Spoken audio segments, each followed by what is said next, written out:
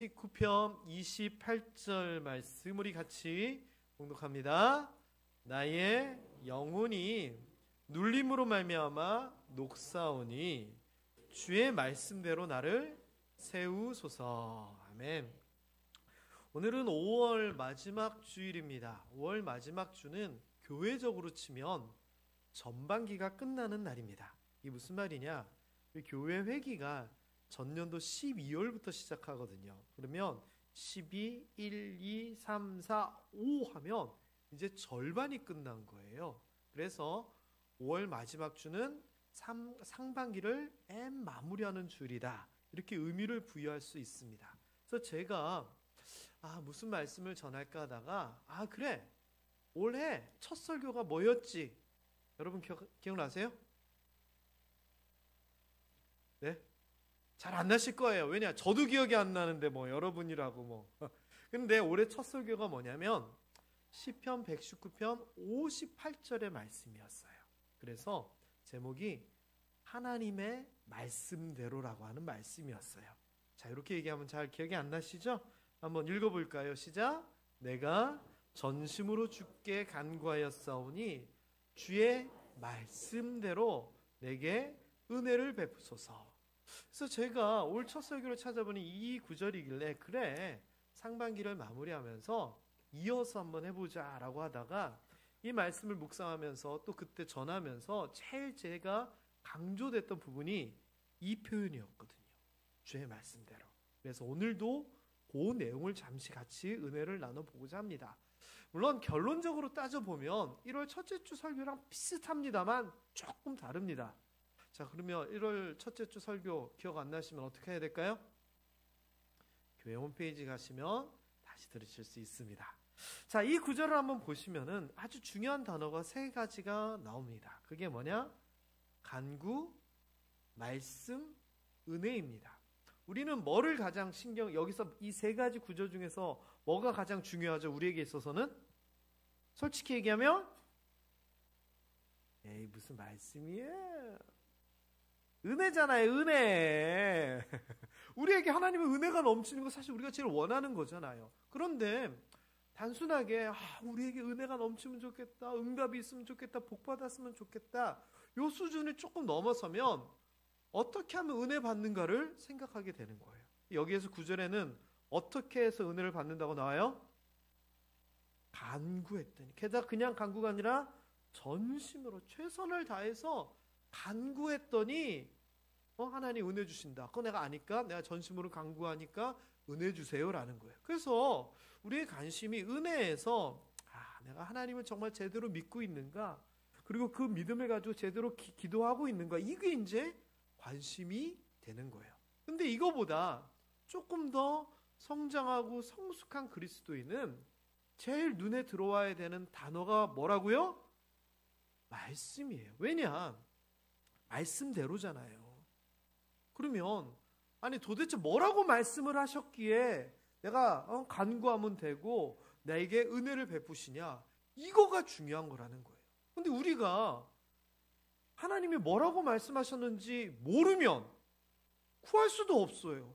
구하지 않으니까 주시지도 않는 거예요. 성경에서 뭐라고 얘기하냐? 이제부터 내 이름으로 구하라. 그리하면 주실 것이다. 구하라, 주실 것이다인데 구하지 않는데 하나님께서 안 주실 수도 있다는 거죠. 그런데 구하는데 뭘 믿고 어떤 말씀에 의지하여 구하느냐? 하나님의 말씀을 알아야지 그 말씀대로 할 거 아니에요. 예를 들면 이런 거예요. 저희 아들이 저에게 와서 이렇게 얘기하는 거예요. 아버지, 저번에 저한테 약속하신 거 이번에 좀 들어주세요. 그러는 거예요. 그래서 제가 내가 뭔 얘기를 했지? 여러 가지 얘기를 했으니까 그래서 다시 되물었죠. 아들아, 내가 뭔 얘기를 했길래 네가 이렇게 당당하게 나한테 약속을 지키라 그러냐? 그랬더니 우리 아들이 이러는 거예요. 실제가 아니라 예화예요. 아버지, 뭐라고 얘기하셨는지는 기억이 안 나는데요, 일단 얘기하신 거 들어주세요. 이게 말이 맞아요? 틀려요? 근데 우리가 그러고 있다고요. 그리고 여러분이 아버지한테 가가지고 이제 또 아들이 와서 얘기하는 거예요. 아버지, 이거 좀 꼭 좀 해주세요. 그러는데 마음속에 해주실 거라고 믿어야 돼요? 안 해줄 거라고 확신을 가지고서 이렇게 물어봐야 돼요. 그런데 안 해줄 거 뻔히 알면서 그렇게 한다는 건 좀 웃긴 얘기 아니에요? 실제로 저희 집에 있는 어떤 여자애가 얼마 전에 학교 이제 현장 실습 같은 거죠. 그런 걸 다녀왔어요. 피곤했나 봐요. 다음 날 아침에 엄마한테 이러더래요. 엄마, 너무 피곤한데 학교 안 가면 안 되냐고. 그러면 뭐라고 얘기해야 돼요? 네. 저희 아내는 교양이 넘치기 때문에 씨알도 안 막히는 소리 하지 말라고 아주 다정하고 얌전하게 타일렀어요. 그랬더니 이 아이가 그러면 이제 딱 나타나면 막 피곤해 쩔은 이런 모습으로 나야 되잖아요. 아무렇지도 않게 쌩쌩하게 나타나가지고 학교를 잘 가고 막 잘 준비하고 막 그러는 거예요. 그래서 물어봤대요. 야, 너 피곤하고 뭐 그렇다는데 이게 뭐야? 그랬더니 아니 그렇게 피곤한 것도 아니고 학교도 갈 수 있는데 그냥 한번 해봤어. 간 봤다는 거예요. 그러니까 우리가 하나님 앞에 기도하고 간구할 때 들어주실 것을 확실히 믿고 기도해야 되는데 들어주시려나 간 보는 기도할 수가 있어요. 그리고 예의상 하는 기도 안 들어주실 것 같은데 혹시나 하는 기도도 있을 수 있어요. 근데 그게 아니라는 거죠. 우리는 기도 어떻게 된다?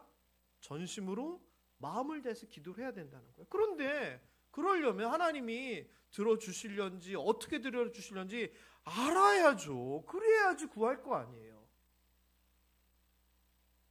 라는 설교를 1월 달에 제가 했더랬습니다. 처음 들으시는 것처럼 보시는데 근데 이게 맞아요. 그렇잖아요. 그러니까 우리가 뭘 해야 되느냐? 이 표 밑에 보면은 하나님의 말씀, 나의 말씀 뭐예요? 4가지 읽고 깨닫고 순종하고 전하자. 읽고가 그러니까 중요하다는 거예요. 하나님 말씀을 읽어야지 깨닫고 깨달아야지 그 말씀대로 살고 말씀대로 살아가지고 복받고 형통했으니까 자랑하고 전하는 거잖아요. 그런데 하나님 말씀 읽지도 않고 알지도 못하는데 뭐 어떻게 깨달아요? 뭐 하나님하고 텔레파시 통해요 우리가? 그러니까 아는 거 읽는 게 최고 우선이 돼야 된다는 거예요. 그래서 1월달, 2월달, 3월달, 4월달까지 뭐 이벤트 같은 거 했잖아요. 저 왜 했어요? 성경 읽으시라고. 오늘 본문도 그런 내용이에요. 자, 그런데 오늘 본문은요 조금 더 복잡해요. 아까 앞에 여기 58절 이거는 내가 전심으로 주께 간구했으니 주의 말씀대로 내게 응답하소서. 뭔가 좀 긴박해요? 긴박하지 않아요? 그렇게 긴박하지 않아요. 그냥 전심으로 기도했다. 그런데 지금 보는 이 28절은 조금 긴박해요. 상황이 안 좋아요. 노란 글씨만 읽어봅니다. 시작.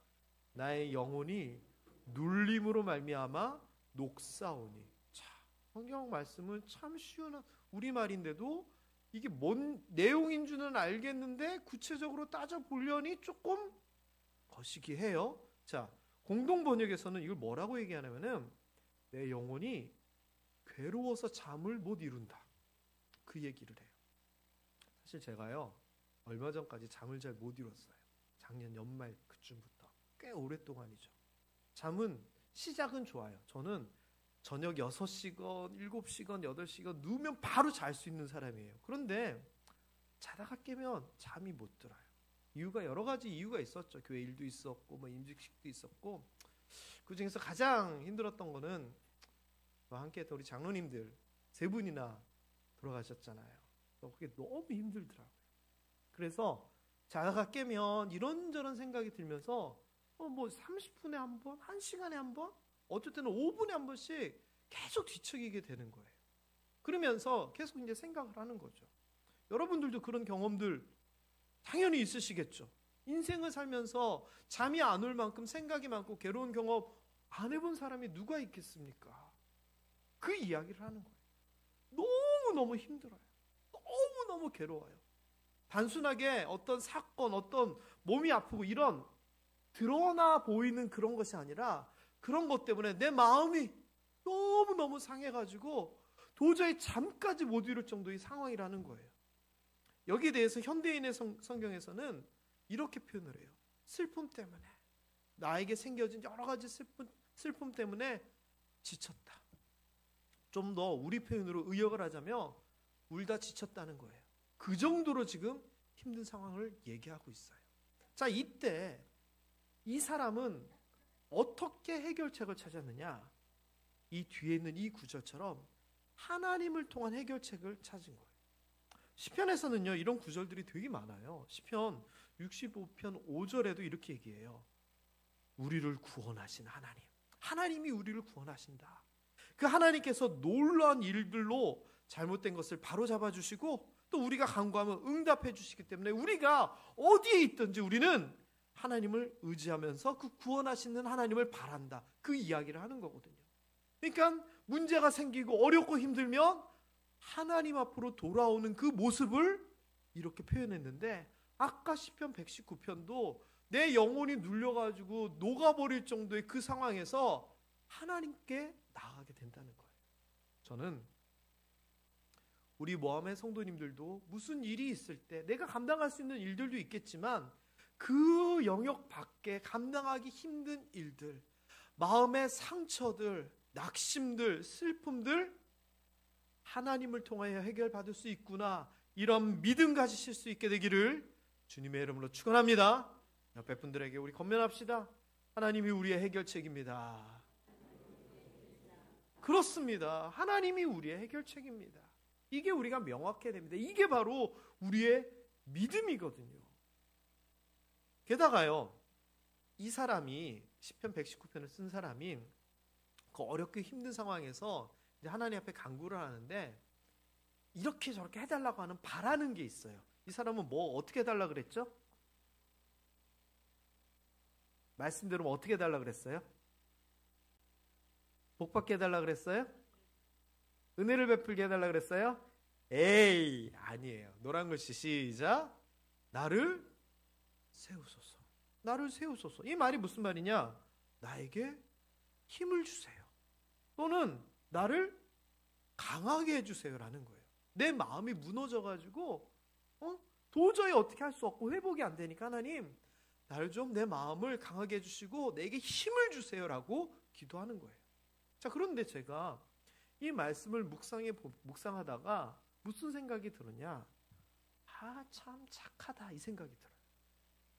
이게 무슨 말이냐면요, 좀 정리를 하면 이래요.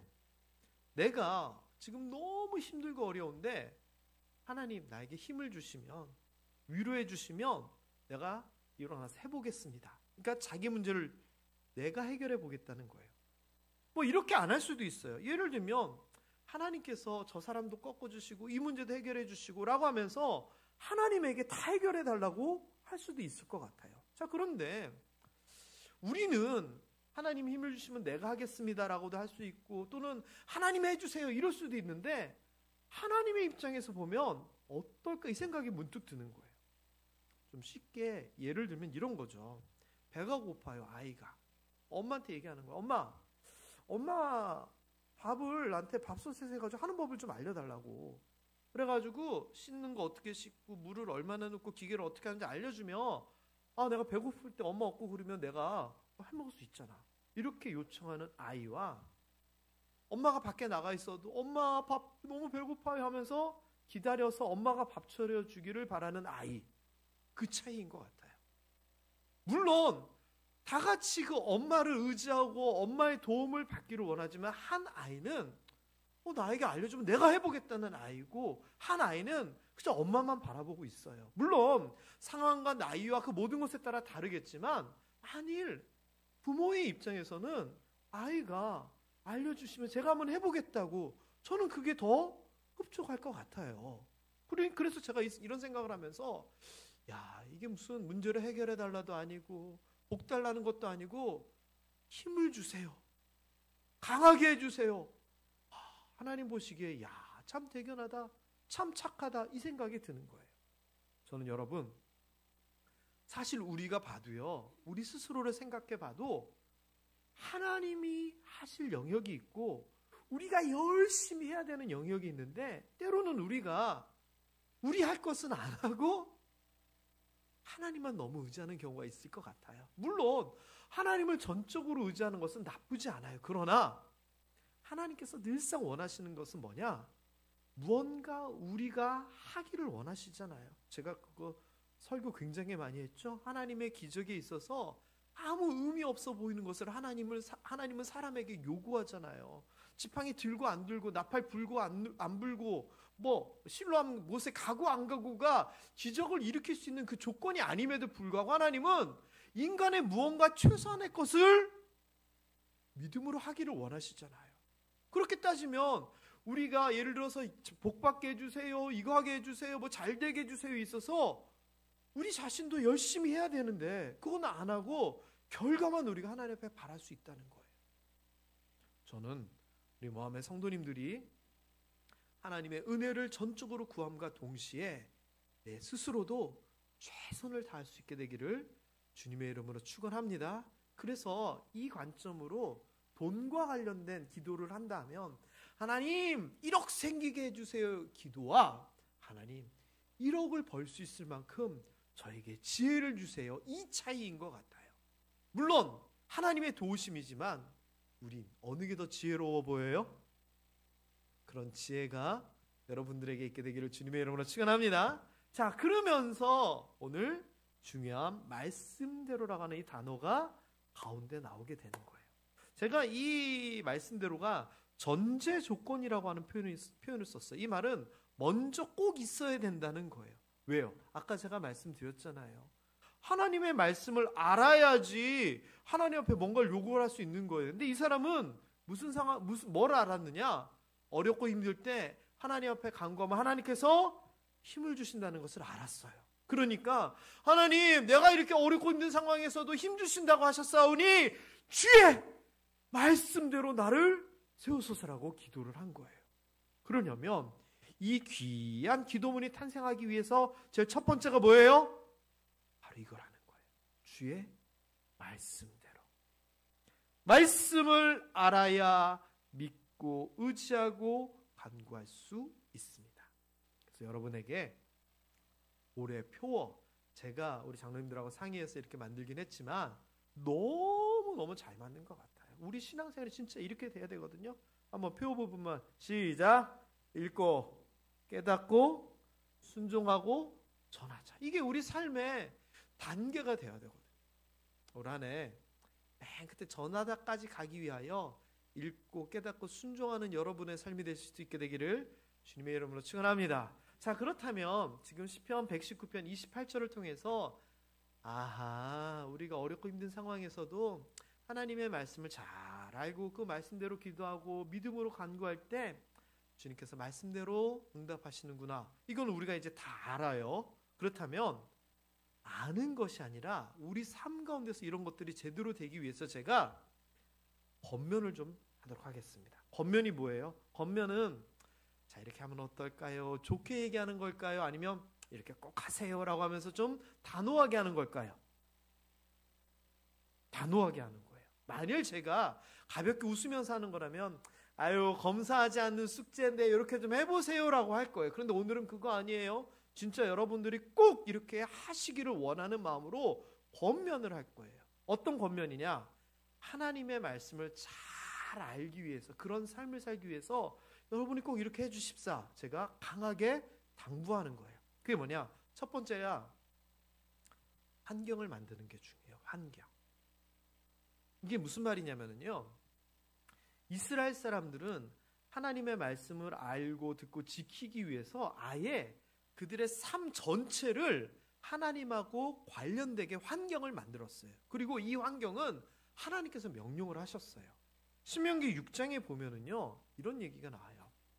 오늘 내가 내게 명하는 말씀을 너는 마음에 새겨라. 자, 5월 둘째 주 부모들이여라고 했던 말씀과 연결이 됩니다. 그러니까 먼저 부모들이 마음에 새기는 거예요. 그리고서는 이 말씀을 어떻게 하느냐? 자녀들에게 명령하여라고 하는 우린 구절도 배웠지만 32장 46절 신명기 6장 7절에서는 부지런히 가르치라라고 얘기를 해요. 그런데 부지런히 가르치라라고 하면서 뭐라고 얘기하냐면은 노란 글씨, 집에 앉아 있을 때든지 길을 갈 때든지 누워 있을 때든지 일어날 때든지 뭐를 하라? 말씀을 강론하라. 가르치라는 거예요. 풀어서 설명해 주라는 거예요. 그러면 이 집 아이는 태어나 보니까 유대인 집안인 거예요. 태어나서 이제 말을 하고 알고 막 하게 됐는데 아빠 엄마가 맨날 성경 얘기만 하는 거예요. 어떻게? 집에 앉아있을 때도 성경 얘기하고 어디 갈 때도 손잡고 가면서 그런데 하나님께서 성경 얘기하고 누워서 자려고 했더니 엄마 아빠가 자장가 불러주는 게 아니라 성경 얘기하고 아침에 일어났더니 일어나자마자 성경 얘기하는 거예요. 거기서만 그치는 것이 아니에요. 어느 정도 잘했더니 손에다가 무슨 뭐 찌찌뜨 실 기억나시죠? 그 다음에 팔찌에다가 성경 말씀을 적어가지고 팔에 두르라 그러죠. 나이 좀 들었더니 모자에다가 요만한 상자 안에다 성경 말씀을 적어가지고 요걸 이마에다 붙이고 다니라 그러죠. 게다가 집에 딱 들어가면은 집에 들어가면 바깥 문에 성경 말씀이 새겨져 있죠. 들어가서 기둥에 보면 기둥에 새겨져 있죠. 천장에 새겨져 있죠. 이 사람은 성경 말씀을 떠나 살 수 있을까요? 없을까요? 절대 못해. 왜? 삶의 모든 환경이 말씀 중심의 환경이 되어 있는 거예요.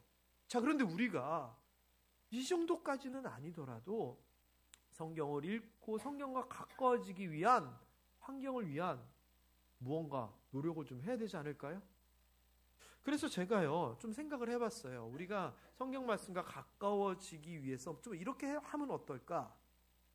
그게 뭐냐면은 이거예요. 첫 번째는 읽어봅니다. 시작.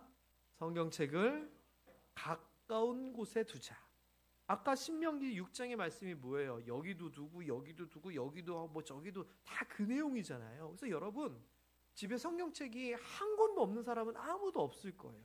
근데 그 성경책의 위치가 어디예요? 대부분 분들은 교회 가방이잖아요.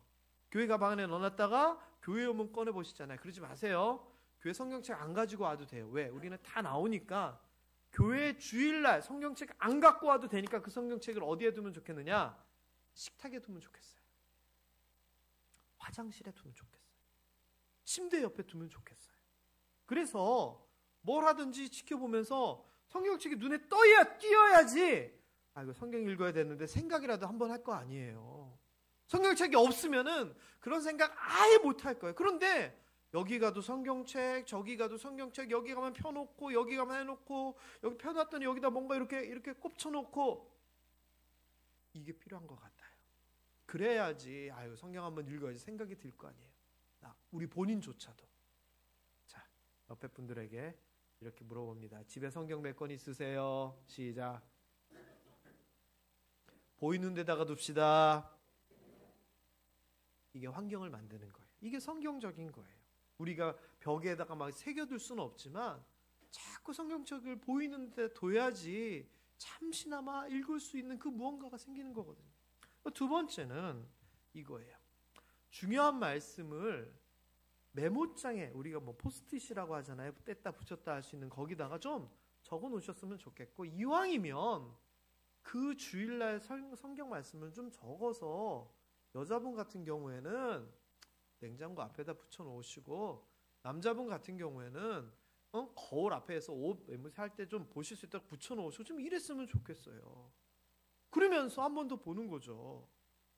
그리고 세 번째는 이게 좀 꼭 좀 했으면 좋겠는데, 저 신방 가면은 그런 분들이 꽤 많아요. 우리 2025년 표를 좀 잘 보는 데다가 두셨으면 좋겠어요.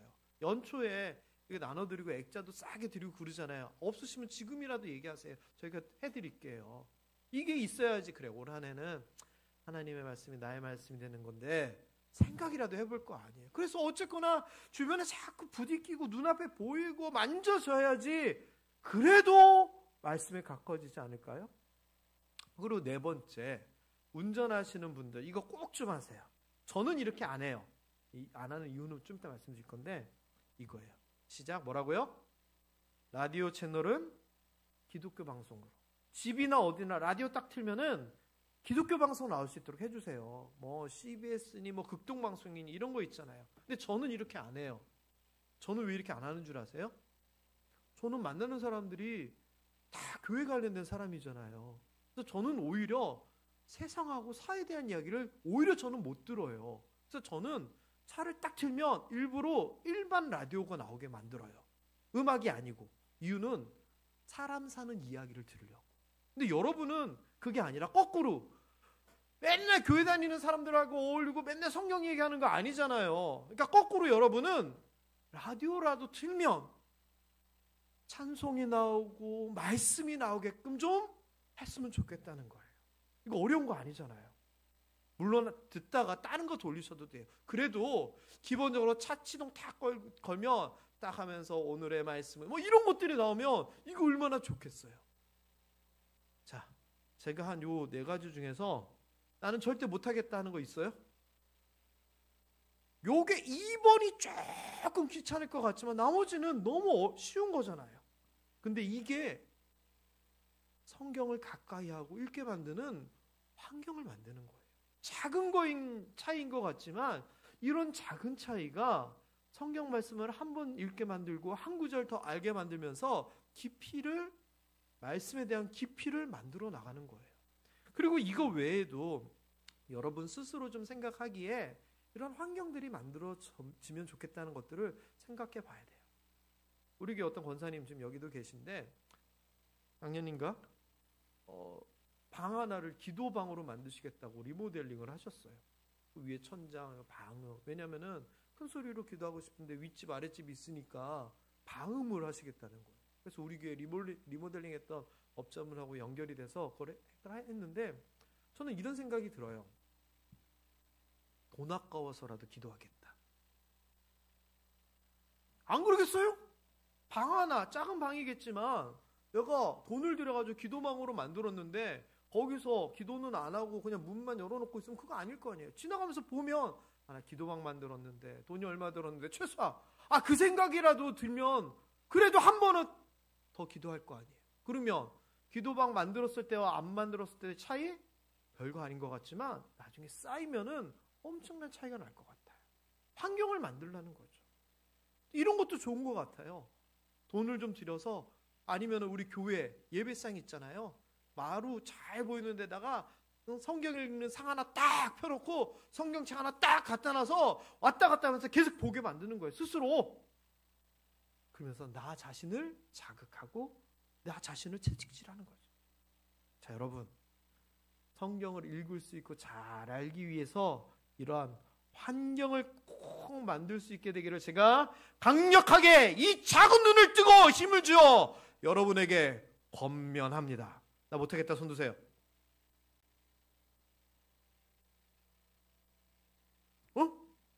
아니죠? 손 드신 거?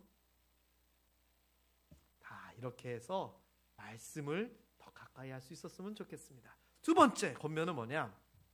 이렇게 환경을 만드는 것도 정말 중요하고요. 두 번째는 이런 환경을 통해서 습관을 만들어야 돼요. 습관. 이 성경에서 습관과 관련돼 가지고 정말 제일 좋은 예를 가진 사람이 다니엘이에요. 다니엘. 우리가 아는 얘기 있잖아요. 다니엘이 사자굴에 던져지는 그 사건에 있어서 다니엘이 왕의 명령, 그 조서에 도장이 찍힌 것을 알고도 왕외에 다른 누구에게든지 무엇이든지 구하면 사자굴에 던져질 것이다. 이게 도장 찍혀져서 땅땅땅인 것을 알면서도 다니엘은 피하지 않잖아요. 그래서 윗방으로 올라가 가지고 창문을 열고 기도를 하는데 거기 나오는 가장 감동적인 오늘 입장에서 감동적인 표현은 하던 대로예요. 하던 대로. 습관이 돼 있다는 거예요. 다니엘은 하루에 3번씩 예루살렘을 향해서 기도했어요. 그 이유는 뭐라 그랬죠, 제가? 솔로몬이 성전을 만들면서 우리가 잘못해서 적국으로 포로로 잡혀갔을 때라도 이 성전을 향하여서 기도하면 하나님 우리를 불쌍히 여기사 우리로 하여금 회복하게 하여 주시옵소서. 솔로몬이 했던 낙성식의 기도문이잖아요. 그것 때문이었을 거라 생각해요. 하여튼 다니엘은 습관이었던 거예요. 기도. 그래서 여러분들도요. 기도하는 것 이런 것 외에도 성경 읽는 것이 몸에 굳어지는 습관이 되었으면 좋겠어요. 저는 이 습관을 굉장히 만들려고 노력했던 사람인데 특별히 뭐였냐면은 고등학교 때였어요. 성경 읽는 습관을 저는 만들고 싶었어요. 그래서 어떻게 했느냐? 저희 학교는 고등학교 1학년 때 딱 첫날부터 자율학습 보충 수업을 했었어요. 셌어요. 부산고등학교. 아주 셌는데 그러면은 저녁까지 먹고 보충 수업이 있어요.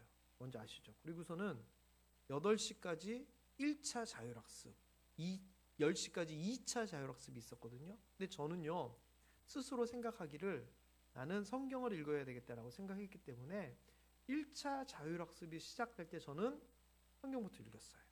저 스스로 만든 룰이었어요. 좀 웃기잖아요. 고등학생 때 공부 열심히 해야 되는데 지가 뭐라고 다 공부하러 나는 사람 공부 시작할 때 다 성경책 읽고. 그래서 저는 그 성경을 읽다가 아하, 공부에도 도움이 돼야 되겠다 싶어가지고 영어 성경을 읽기 시작을 했어요. 근데 그게 정말 큰 도움이 됐던 것 같아요. 내 스스로 이런 목표를 가지고 습관을 만들어 나가는 거예요. 저 식사기도 저는 어떻게 하는 줄 아세요? 제가 어릴 때는 식사기도를 이렇게 했어요. 날마다 우리에게. 그런데 조금 나이 들어가니까 이거 노래 길잖아요. 그래서 이렇게 했어요. 속으로. 날마다 우리에게 양식을 장원사님 아멘. 근데 찔리시는 분들이 있으신가요? 근데 하긴 해야 되겠는데 이렇게 그냥 노래를 불러왔으니까 이거를 그냥 습관적으로 해오다가 좀 빨리 이렇게 하게 된 거예요. 그러다가 이제 어느 정도 학생 때 철이 드니까 기도를 이렇게 하면 안 되겠다 생각이 든 거예요. 그래서 하나님 감사합니다. 잘 먹겠습니다로 바꿨어요. 왜? 좀 더 의미를 부여하기 시작한 거죠. 그런데 이것도요. 하나님 감사합니다. 잘 먹겠습니다. 나중에 되니까 아무 의미 없이 반복을 하더라고요. 그래서 제가 나이 들어서 바꾼 게 뭐냐? 정말자를 넣는 거예요. 하나님 정말 감사합니다. 잘 먹겠습니다. 정말자를 넣어서 내 마음이 진짜 잘 먹겠습니다라고 하는 것을 하나님 앞에 올리려고 그렇게 해요. 그리고 최근에 들어서 한 2년 안 된 것 같은데 거기다 한 가지를 더 덧붙였어요. 물론 이거는 뭐 그럴 때도 있고 안 그럴 때도 있는데 특히 이제 혼자 있을 때 그냥 혼자 뭔가를 밥 먹고 뭐 간식을 먹고 이럴 때 기도를 하는데 하나님 정말 감사합니다. 잘 먹겠습니다. 이게 속으로 막 하다 보면은 그냥 흐지부지 넘어가더라고요. 그래서 입술로 하자. 그래서 저는 혼자 있을 때 기도할 때는 하나님 정말 감사합니다. 잘 먹겠습니다. 입술로 해요. 이래야지 제대로 되고 막 스쳐 지나가지 않더라고요. 이 말은 뭐냐? 저는 신앙인으로서의 김세웅이 무언가를 먹고 마실 때 하나님 앞에 감사하는 기도를 하는데 습관이 너무 의미가 상실된 습관이 되지 않도록 나름 만들어 왔다는 거예요. 내 습관을 바르게 제대로 되기 위하여. 여러분에게 그것을 권면하고 싶어요. 특별히 말씀 읽기도 습관이에요. 교회에 왔을 때 제가 여러분 제일 먼저 뭐 하라 그랬죠? 아버지 저 왔어요. 기도하시잖아요. 그 다음에 뭐 하라고요? 오늘 본문 말씀, 성경 말씀이 뭔지 찾아보라 그랬잖아요. 습관이 돼야 돼요. 습관이 돼야 돼요. 그리고 집에 가가지고 오늘 말씀 있었는데 그 앞에 뒤에는 뭐 있는가? 궁금해서 아니면 습관적으로 말씀을 다시 한번 찾아보고 앞에를 읽어보고 뒤를 읽어보고 이런 것이 여러분 삶에서 규칙적인 모습으로 반복될 때 그게 습관이 되는 거거든요.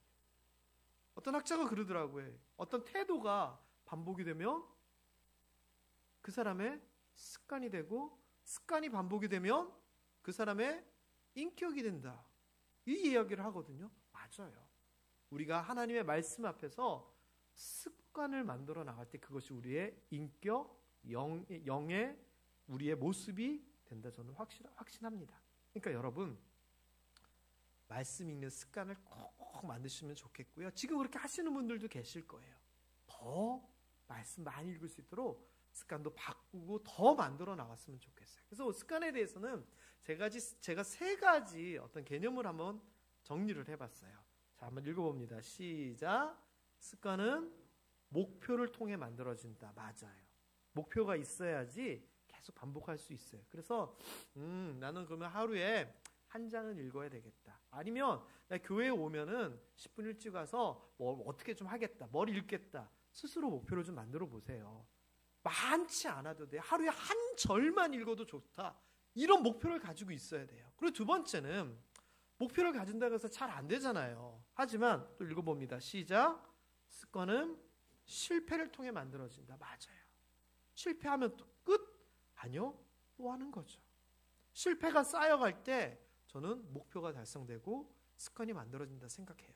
그리고 세 번째는 시작. 습관은 격려를 통해 만들어진다. 이 말이 뭐냐? 나 혼자 속으로 목표를 가지고 막 하지 말고 주변에다 좀 얘기를 좀 하세요. 나 하루에 한 번씩 뭐 하기로 했다. 나 교회 오면 성경부터 읽기로 했다. 주변에 얘기를 해놓으면은 내가 잘 못할 때 옆에서 야, 뭐 한다며 찔러줄 거 아니에요. 그리고 하고 있는데 옆에서 오, 진짜 하고 있네? 한마디 해줄 거 아니에요. 그러면 힘이 더 나는 거잖아요. 그래서 이런 것들을 통해서 성경을 읽고 알아가는 습관이 여러분에게 있었으면 좋겠어요. 자, 제가 10초 생각할 기회를 드릴게요. 시간을 드릴게요. 나는 요거 정도는 내가 할 수 있겠다. 요거 정도는 내가 목표 세워서 해볼 수 있겠다. 한번 생각해 보기 시작.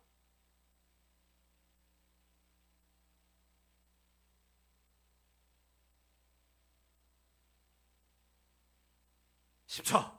자, 뭔가 하여튼 생각하셨겠죠? 그럼 그걸 진짜 목표로 잡으세요.